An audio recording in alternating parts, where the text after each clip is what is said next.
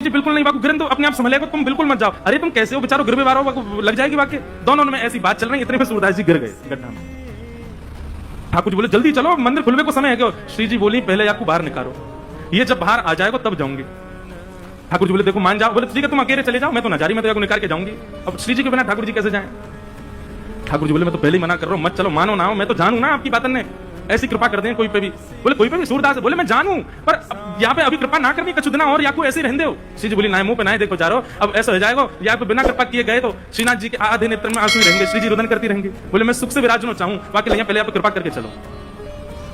श्री जी ने अपनी चुनरी दी और ठाकुर जी ने अपनी कारी कमरी वहां में बांध दी, और ऊपर से ठाकुर जी वहां गड्ढा में चिल्ला के करें बाबा बाबा शब्द सुनते ही सूरदास जी के तो रोंगटे खड़े गए। बोले जे कौन बोल रहा है? अरे कौन है भैया? अरे बाबा मैं हूं, यहीं पास के गांव का हूं, गोपाल। बोले अच्छा भैया कहा कह रहे हो? बोले आप गिर गए हो, मैंने आपकी मदद करता हूं, बाहर आ जाओ।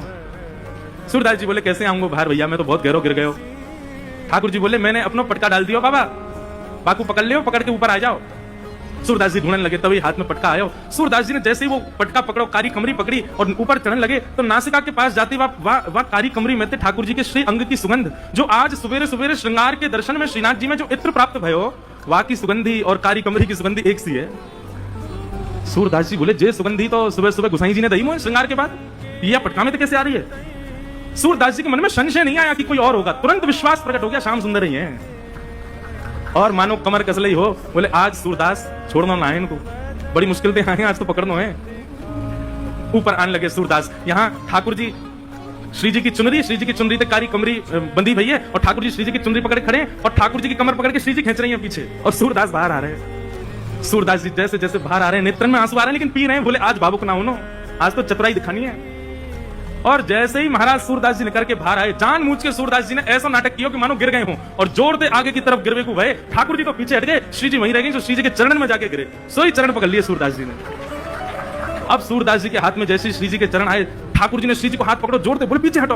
अब पीछे श्री जी हटी तो श्री जी के पामन को नूपुर सूरदास जी के हाथ में रह गए। सूरदास जी ने चुपचाप छुपाई के यहीं दल लियो। ठाकुर जी बोले श्री जी जल्दी चलो, मंदिर खुलवा रहा हूं, गुसाई जी अभी मंदिर खोल देंगे।